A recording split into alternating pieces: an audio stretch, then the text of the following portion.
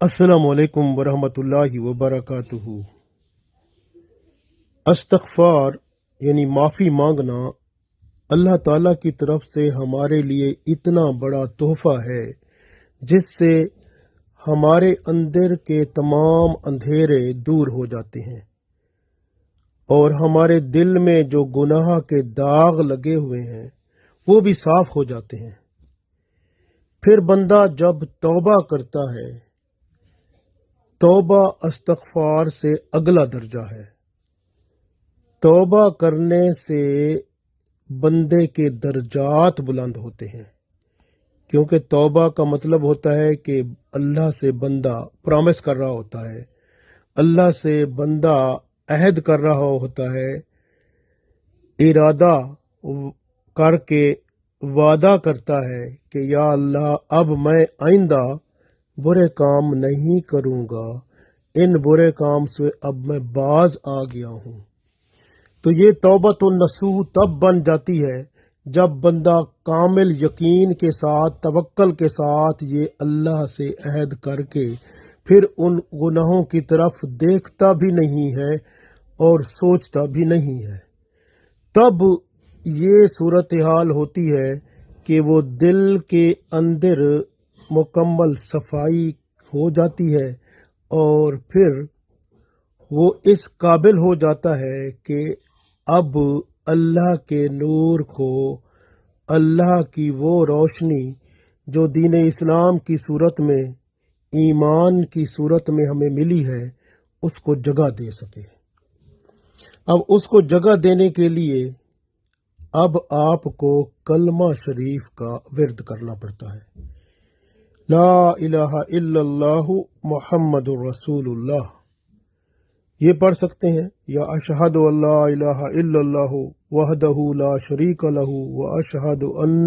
محمدا عبدہ ورسولہ۔ یہ ہے کلمہ جو کہ پہلا ہے، فرسٹ کوڈ آف لائف ہے، زندگی کا اسلام کی پہلی سیڑھی ہے، انٹری ہے، یعنی اندر جانے کا پہلا راستہ جب آپ کو مل جاتا ہے تو اس پر پہلی سیڑھی جو ہے وہ یہی ہے،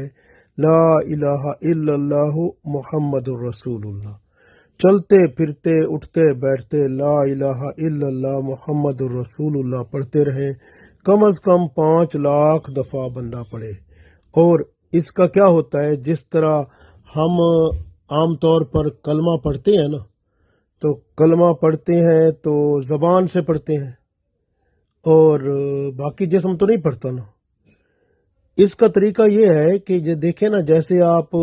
ایک مٹی کا برتن ہوتا ہے، اس کے اندر اگر آپ تیل رکھتے ہیں یا گھی رکھتے ہیں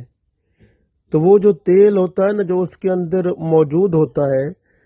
اگر کافی دیر تک پڑا رہے تو آپ اس مٹی کے برتن کو باہر سے ہاتھ لگائیں گے تو آپ کو ہاتھ پر وہ تیل کی چکناہٹ محسوس ہوگی،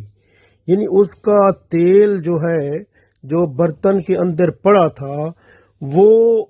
برتن کے باہر بھی پہنچ گیا ہے، یعنی برتن کے اندر جتنے بھی مسام تھے، جتنے بھی اس کے سوراخ تھے،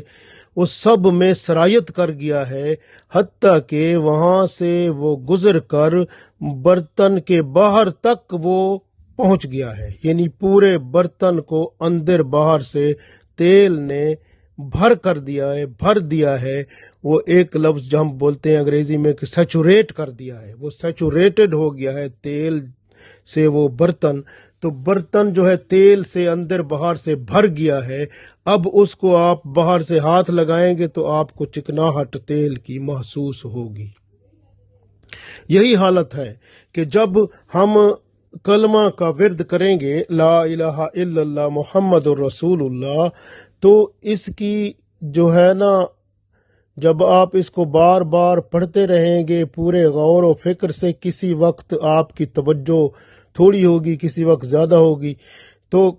جب آپ بار بار اس کو پڑھیں گے، کم از کم 5 لاکھ دفعہ جب آپ پڑھیں گے تو اس کی سرایت آپ کے جسم پر کافی حد تک ہو جائے گی، اور اس کی سرایت جو ہے آپ کے دل میں اللہ کے نور کے آنے کا راستہ بنا دے گی۔ تو گویا آپ کا دل جو ہے وہ ایک آنکھ کی صورت میں وہ بننا شروع ہوگا، لیکن ابھی کچھ اور کرنا ہوگا۔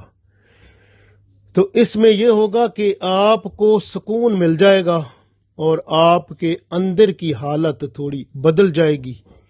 اور آپ کا دل نیکیوں کی طرف لگنا شروع ہو جائے گا اور برائیوں سے نفرت ہونا شروع ہو جائے گی۔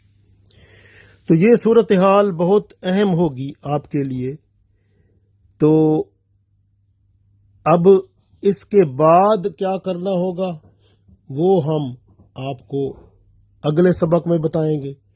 لیکن آج کے سبق میں یہ ہے کہ ہمیں کم از کم لا الہ الا اللہ محمد الرسول اللہ زیادہ سے زیادہ پڑھنا چاہیے، چلتے پھرتے اٹھتے بیٹھتے ہر وقت، حتیٰ کہ ہمارے جسم کے تمام اعضاء میں یہ سرایت کر جائے۔ آپ 1 لاکھ 2 لاکھ 3 لاکھ 4 لاکھ 5 لاکھ دفعہ پڑھیں، جتنا زیادہ پڑھیں گے اتنا زیادہ یہ سرایت کرے گا، تو پھر آپ کے جسم کے اندر وہ راستہ بنے گا، وہ جگہ بنے گی جو اللہ کے خاص کرم کو، اس کی رحمت کو ٹھہرا سکے گی۔ تب پھر روشنی آئے گی، تب پھر آپ جو نیک کام کریں گے اس کی طرف سے، جب آپ نے کلمہ اتنا پڑھ لیا، 5 لاکھ دفعہ پڑھ لیا، جب آپ کو محسوس ہو گیا، آپ کو ذکر میں ہی محسوس ہو جائے گا کہ آپ کے اندر اللہ نے کرم فرما کے اندر روشنی پیدا کر دی ہے، اور اب جب آپ کوئی نیک عمل کریں گے، وہ نیک عمل ایک ستارے کی طرح آپ کے دل میں ٹمٹمائے گا، وہ نورانی جو شمع پیدا ہوگی، وہ پھر اگر عمل مسلسل رہا تو وہ بڑھتا جائے گا، وہ ستارہ، اور پورے دل کو روشن کرے گا۔ اسی طرح دوسرا عمل کوئی نیک کریں گے، پھر تیسرا کریں گے، اس طرح آپ کے دل میں نورانی شمعیں روشن ہو جائیں گی، اور پھر اللہ کے ساتھ آپ کا رابطہ بحال ہو جائے گا۔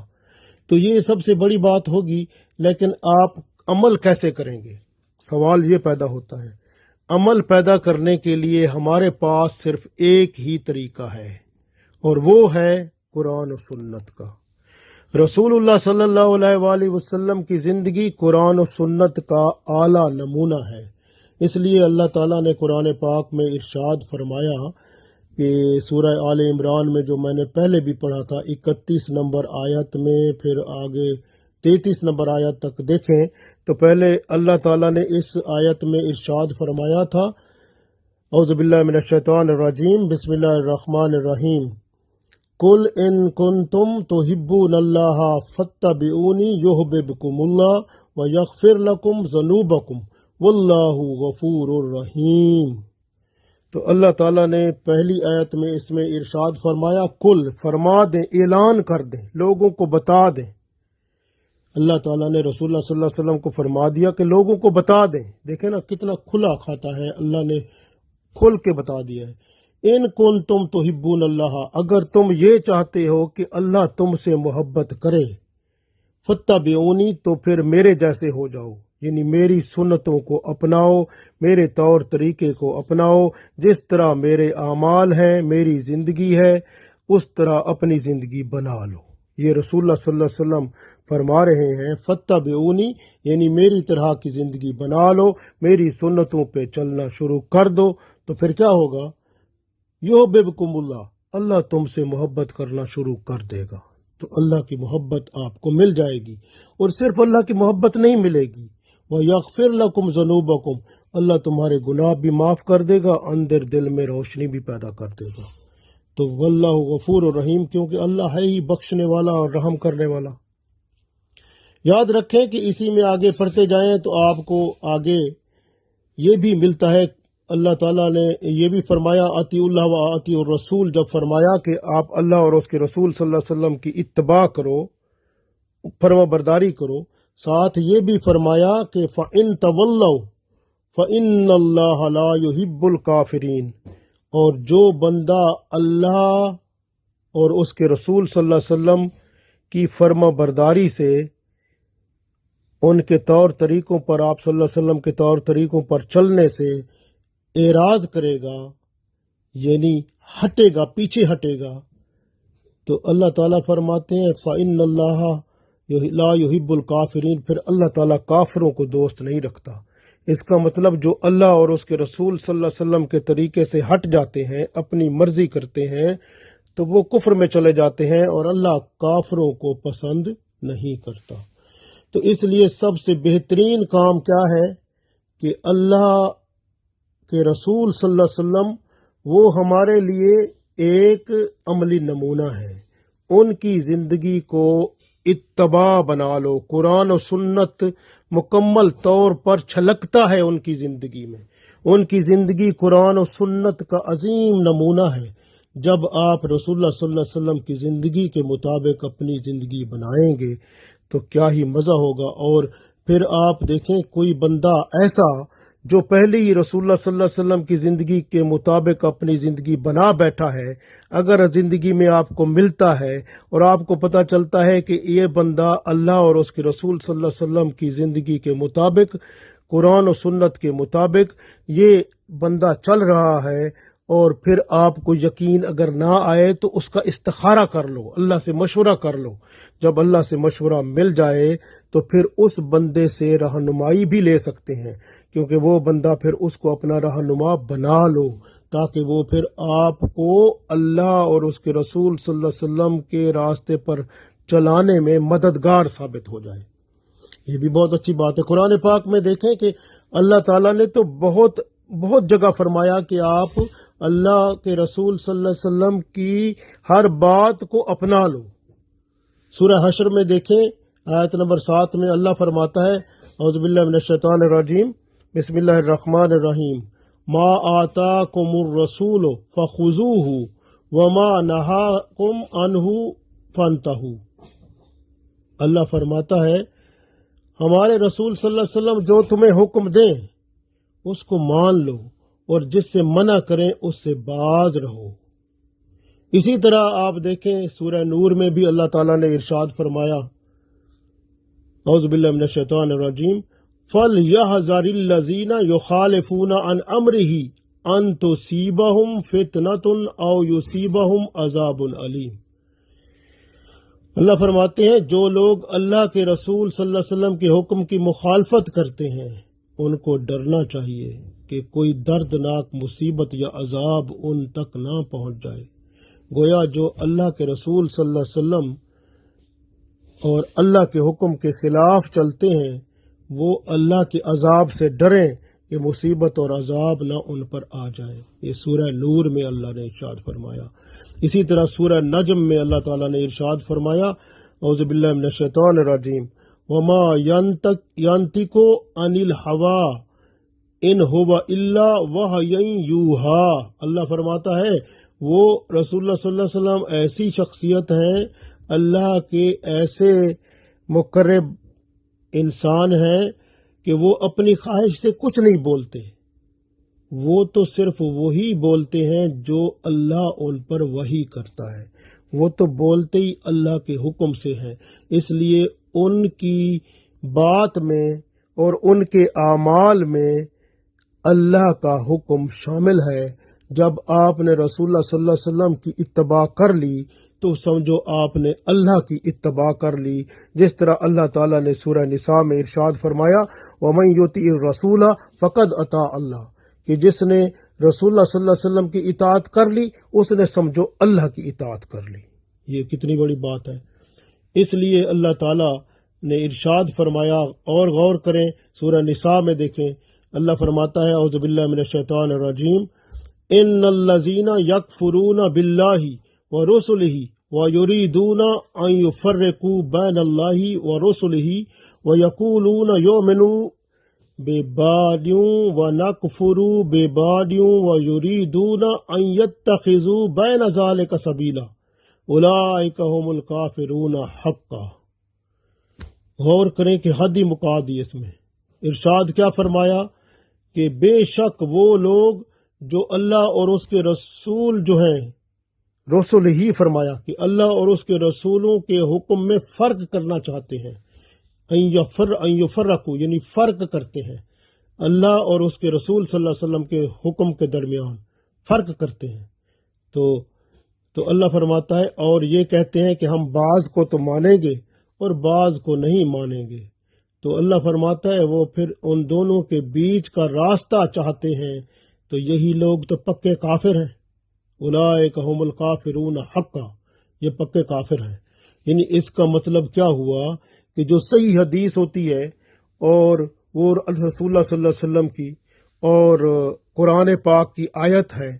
اللہ کا حکم اور رسول اللہ صلی اللہ علیہ وسلم کی حدیث، قرآن و حدیث، قرآن و سنت، یہ جو ہے سب سے اہم بات ہے۔ یعنی ہمارے لیے راہ نجات یہی ہے۔ جو قرآن و سنت کو ایک طرف رکھ دیتا ہے اور اپنی مرضی چاہتا ہے، اپنی مرضی کا دین بنا لیتا ہے، جو پسند آئے وہ لے لو اور جو نہ پسند آئے تو اس کو علیحدہ رکھ دو، تو پھر ایسے لوگوں کو اللہ نے کافر قرار دیا ہے۔ تو اس لیے یاد رکھیں، قرآن و سنت کے مطابق جو بندہ چل پڑتا ہے نا، وہی کامیاب ہوتا ہے اور اللہ کی رحمت بھی پاتا ہے اور اللہ کے نور سے منور بھی ہوتا ہے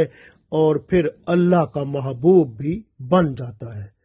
اس لیے یاد رکھیں کہ اللہ تعالی بہت مہربان ہے اور ہمیشہ یہ ذہن میں رہے، ہمیشہ ذہن میں رکھنا چاہیے۔ کون سی بات ذہن میں ہونی چاہیے؟ کہ اللہ کے رسول صلی اللہ علیہ وآلہ وسلم نے جو فرمایا وہ سچ ہے، حق ہے، اس پر عمل کرنا راہ ہدایت ہے۔ اللہ تعالیٰ نے ارشاد فرمایا، آپ دیکھیں کہ سورہ نساء میں ارشاد فرمایا، اعوذ باللہ من الشیطان الرجیم، بسم اللہ الرحمن الرحیم، وَمَن يُشَاقِقِ الرَّسُولَ مِن بَعْدِ مَا تَبَيَّنَ لَهُ الْهُدَى وَيَتَّبِعْ غَيْرَ سَبِيلِ الْمُؤْمِنِينَ نُوَلِّهِ مَا تَوَلَّى وَنُصْلِهِ جَهَنَّمَ وَسَاءَتْ مَصِيرًا۔ اللہ تعالیٰ نے ارشاد فرمایا یہ کہ جو شخص باوجود راہ ہدایت واضح ہو جانے کے، یعنی اس پر ہدایت کا راستہ واضح ہو چکا ہے، ہدایت کا راستہ اس پر واضح ہو چکا ہے، اب اس کے بعد وہ رسول اللہ صلی اللہ علیہ وسلم کے خلاف کام کرتا ہے، تو پھر وہ بندہ جو ہے، اللہ فرماتا ہے تمام مومنوں کی، غیر سبیل المومنین نولیہ، تمام مومنوں کی راہ بھی وہ چھوڑ دیتا ہے، تو پھر اللہ فرماتا ہے کیا ہے وہ؟ تو وہ ایسا بندہ ہے کہ اللہ تعالیٰ فرماتا ہے ہم پھر جدھر کی طرف وہ چلتا ہے نا، پھر اسی طرف ہم اس کو متوجہ کر دیں گے اور پھر اسے دوزخ میں ڈال دیں گے، اور دوزخ بہت بری جگہ ہے۔ یعنی اس طرح سمجھ لیں کہ جو اللہ کے رسول صلی اللہ علیہ وآلہ وسلم کے حکم کے خلاف کرتا ہے اور پھر مومنوں کے ساتھ اپنا تعلق بھی گرا لیتا ہے، ان کے ساتھ بھی ان کی راہوں پر بھی نہیں چلتا، جو رسول اللہ صلی اللہ علیہ وسلم کی راہ پر چل رہے ہوتے ہیں ان کی راہوں کو بھی چھوڑ دیتا ہے، تو پھر اللہ تعالیٰ فرماتا ہے ہم اس کو اسی طرف ڈال دیتے ہیں جس طرف وہ چاہتا ہے، پھر اسی طرح سے وہ بندہ دوزخ کا حقدار ٹھہرتا ہے۔ اس لیے یاد رکھیں، اللہ تعالیٰ جو چاہتا ہے ہمیں وہی کرنا ہے، اور وہ اللہ کی چاہت اللہ کے رسول صلی اللہ علیہ وآلہ وسلم کی اتباع میں ہے۔ یہ سب سے بڑی بات ہے جو کہ ہم چھوڑ بیٹھے ہیں۔ اس لیے کہ آپ غور کریں، حضرت جابر رضی اللہ تعالی عنہ سے حدیث ہے، یہ مسلم شریف میں موجود ہے، فرماتے ہیں کہ حضرت جابر رضی اللہ تعالیٰ عنہ فرماتے ہیں کہ رسول اللہ صلی اللہ علیہ وسلم نے حمد و ثنا کے بعد ارشاد فرمایا، بہترین ملت اللہ کی کتاب ہے اور بہترین طریقہ محمد الرسول اللہ صلی اللہ علیہ وسلم کا طریقہ ہے،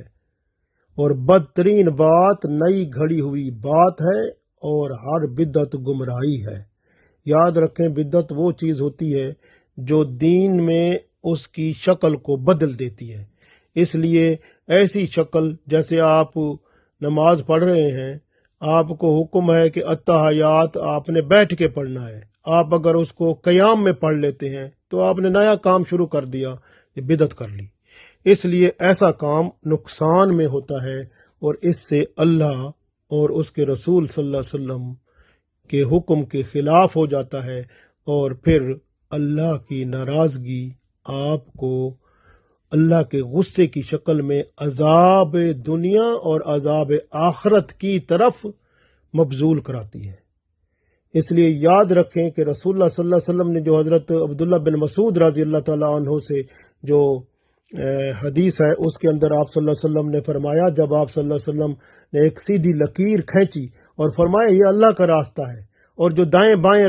لکیریں جا رہی ہیں نا، یہ شیطان کا راستہ ہے، ادھر شیطان بلاتا ہے، اور اللہ کا راستہ بس یہی ایک ہی ہے۔ اللہ کے راستہ جو صراط مستقیم ہے، اس پر چلو گے تو کامیابی ہے، اور اگر چھوڑو گے تو پھر ناکامی ہے۔ تو یہ ہے اصل بات جو اللہ کے رسول صلی اللہ علیہ وسلم نے ہمیں فرما دی اور بتا دی۔ حضرت ابو سعید خدری رضی اللہ تعالیٰ عنہ سے بھی ایک حدیث ہے جو بخاری مسلم میں موجود ہے، تو فرماتے ہیں کہ پہلی قوموں کی تم پیروی کرو گے، حتیٰ کہ اگر وہ کسی گو کے بل میں گھسے ہوں گے تو تم بھی گھسو گے۔ یعنی اس کا مطلب ہے یہود و نصارہ جو ہیں، آپ کو پتہ ہے ان کی پیروی بڑی خوب ہو رہی ہے آج کل، اور اللہ کے رسول صلی اللہ علیہ وسلم نے پہلے بتا دیا تھا۔ اب دیکھیں مسلمانوں کا طرز عمل یہود و نصارہ کے مطابق ہے، انہی کے مطابق چل رہے ہیں، انہی کے فیشن ہیں، انہی کے رسم و رواج کو آگے بڑھا رہے ہیں، اور بس انہی کی ہی بس ہاں میں ہاں ہے، اور اسی کو ہی اپنی زندگی کا سب سے بڑا ترہ امتیاز سمجھتے ہیں، اور سمجھتے ہیں کہ بس ہم اگر یہود و نصارہ کے فیشن کو اپنائیں گے، ان کے رسم و رواج کو اپنائیں گے، ان کے کلچر کو پروان چڑھائیں گے، تو ہم دنیا میں کامیاب اور دوسروں کی نظروں میں بڑے ہی باعزت شمار ہوں گے۔ جبکہ رسول اللہ صلی اللہ علیہ وسلم کی اگر پیروی کریں گے تو ان کی روشنی جو دی ہوئی ہے اس کے مطابق زندگی گزاریں گے، تو وہ سمجھتے ہیں کہ یہ ذلت ہے، اور یہ ہمیں دنیا والوں کی نظر سے گرا دے گی، حتیٰ کہ وہ اللہ کو بھلا چکے ہیں۔ تو حالت یہ ہے کہ یہ صورتحال جب ہو جائے تو پھر آپ کو پتہ ہے کہ پھر امت جو ہے وہ ایک جگہ جمع نہیں ہوتی، وہ پھر اتحاد اور اتفاق ٹوٹ کر فرقے بن جاتے ہیں، اور پھر اللہ کی جو رحمت ہے وہ پھر بندوں پر نہیں آتی، اور نہ پھر دعائیں قبول ہوتی ہیں، اور پھر اللہ تعالیٰ بندوں سے ناراض ہو جاتا ہے۔ تو یہ بات ہوتی ہے، اور یہی حالت اب اس وقت جو موجود ہے۔ اور یہ بھی حدیث میں ہے، حضرت بلال بن حارث رضی اللہ تعالیٰ عنہ سے جو روایت ہے کہ رسول اللہ صلی اللہ علیہ وسلم نے فرمایا کہ جس نے میری سنت کو رواج دیا جو پہلے ترک کر دی گئی تھی، چھوڑ دی گئی تھی، تو پھر جن جن لوگوں نے اس سنت پر عمل کیا تو وہ ان سب کے برابر اس کو ثواب اللہ تعالیٰ دے گا، اور جس نے کسی گمراہی کو، بے حیائی، فحاشی اور برے کام کو جگہ دی تو پھر جو اس برے کام پر عمل کریں گے تو وہ بھی اپنا حصہ اس میں ضرور پائے گا۔ یہ ترمذی اور ابن ماجہ میں حدیث موجود ہے۔ اس لیے جو ہے ہمیں یاد رکھنا چاہیے کہ اللہ اور اس کے رسول صلی اللہ علیہ وآلہ وسلم جس بات پر راضی ہوتے ہیں، جس زندگی پر راضی ہوتے ہیں، وہ صرف ایک ہی ہے، اور وہ قرآن و سنت ہے بس۔ اور قرآن و سنت پر چل کر ہی ہم اللہ اور اس کے رسول صلی اللہ علیہ وآلہ وسلم کے ساتھ تعلق بنا سکتے ہیں، اور اللہ اور اس کے رسول صلی اللہ علیہ وسلم کے دوست بن سکتے ہیں، جس طرح کے حضرت عمر رضی اللہ تعالیٰ عنہ نے روایت کی ہے کہ رسول اللہ صلی اللہ علیہ وسلم نے فرمایا کہ اللہ کے بندوں میں سے بعض وہ لوگ ہیں جو نہ نبی ہیں اور نہ شہید ہیں، لیکن اللہ کے نزدیک قیامت کے دن ان کا درجہ اتنا بڑا ہوگا، اتنا خوبصورت ہوگا کہ جسے دیکھ کر نبی اور شہید بھی ان پر رشک کریں گے۔ صحابہ کرام رضوان اللہ علیہم اجمعین نے عرض کیا، یا رسول اللہ صلی اللہ علیہ وسلم ہمیں بتائیے وہ کون لوگ ہیں؟ رسول اللہ صلی اللہ علیہ وسلم نے فرمایا، یہ وہ لوگ ہیں جو آپس میں صرف اللہ کے واسطے محبت کرتے ہیں اور اللہ کے واسطے محبت رکھتے ہیں، اور ان کا آپس میں رشتہ اور تعلق اگر ہے تو وہ اللہ کے ذریعے ہے۔ اللہ کی شان سے ان کے چہرے نورانی ہوں گے، اور وہ نور کے ممبروں پر بیٹھے ہوں گے۔ جب دوسرے لوگ ڈر رہے ہوں گے ان میں خوف نہیں ہوگا، اور وہ لوگ خوف میں مبتلا ہوں گے۔ الا ان اولیاء اللہ لا خوف علیہم ولا هم یحزنون۔ تو یہ اللہ والے جو ہیں غم اور خوف سے آزاد ہوں گے، جبکہ باقی سب غم اور دکھ اور تکلیف میں مبتلا ہوں گے۔ غور کریں کتنی بڑی بات ہے۔ یہ اللہ کے رسول صلی اللہ علیہ وآلہ وسلم نے ارشاد فرمایا۔ اسی طرح کی ایک اور حدیث ابو ذر غفاری رضی اللہ تعالی عنہ نے بیان فرمائی، جو ابو داؤد میں موجود ہے۔ ارشاد فرماتے ہیں کہ رسول اللہ صلی اللہ علیہ وسلم نے فرمایا کہ بہترین عمل اللہ کے واسطے محبت کرنا اور اللہ کے واسطے مخالفت کرنا، یعنی اللہ کے لیے محبت کریں اور اللہ کے لیے مخالفت کریں، یہ بہترین عمل ہے اور اللہ کو محبوب ہے۔ اللہ تعالی ہمیں محبت عطا فرمائے اپنی، اور اپنے لیے دوسروں کے ساتھ محبت اور پیار اور خلوص کے ساتھ اس زندگی میں ہر طرح کی نعمت عطا فرمائے، جس سے ہم اللہ اور اس کے رسول صلی اللہ علیہ وسلم کی محبت کو اپنے اندر جاگزیں کر سکیں، اور پھر دوسروں کے ساتھ بھی اللہ اور اس کے رسول صلی اللہ علیہ وسلم کی محبت کے ساتھ منسلک ہو سکیں۔ آمین۔